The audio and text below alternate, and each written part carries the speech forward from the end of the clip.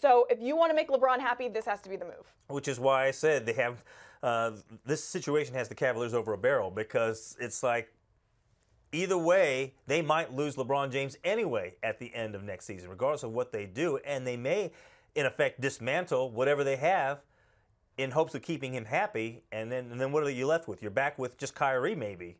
And we saw what that was like before LeBron ever returned, yes, right? but I'd like to say I tried with having Paul George and LeBron team up with Kyrie and having that be kind of the big three. They bring in other pieces rather than say, no, sorry, Paul George, I'm sticking with Kyrie and Kevin Love, then losing LeBron, and then you just have Kevin Love and Kyrie left. I mean, that without ever having really gotten LeBron the pieces that he needs, that's not really saying that you even tried. So at least try, and if it doesn't work, then when LeBron leaves, you could say, hey, listen, I gave him everything he possibly could have. He wasn't able to bring another ring here, but we tried. Right.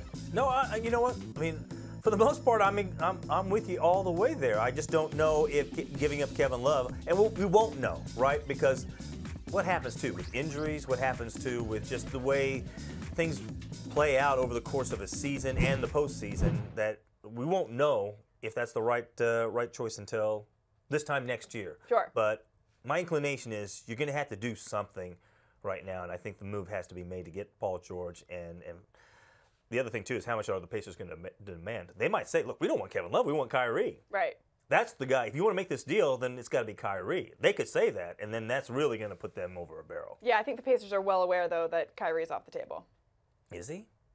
Oh, my gosh. What? Is he? I don't know. That'd be crazy. If you want to get him. Kyrie is 100% a better player than Paul George.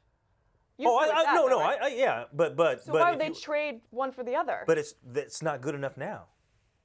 My point is the team you have constructed right now in Cleveland isn't good enough to beat the Golden State Warriors as we know it. But it doesn't make sense to take the second best player on that team away. So you're going to take Paul 2A, George. but you're willing to take 2A. He's not 2A. He's definitely 3. All right. Well, even if he's 3, no, he's not. No, he's not. He's no more than 3, but he could be a 2A. Look, he brings. It's not like he doesn't bring anything to the table. No, he does. But no, you're right. He's an all-star. He is 3. But over 2 or 3, if you have to pick one, you're definitely sending 3. You're not getting rid of Kyrie. I wouldn't think so. But I'm just saying, if the Pacers are demanding, and that's the only way to make the deal, and you have to make a deal to make it appearances. I'd say sorry, Pacers. Right. That's a laughing stock in that point. You're coming to me with trying to trade Paul George for Kyrie. There might be some other parts, though. The Pacers could give up other stuff, too. Now, keep that in mind. It might not be. No, it's not going to be straight up, but there's going to be other parts there that the Cavaliers can either use for their own team or use as parts to go out and get other people. It would seem straight up to me because I don't see anyone else on the Pacers team that could, if they could gather together to equal Kyrie. I'm just saying it's not going to be an easy.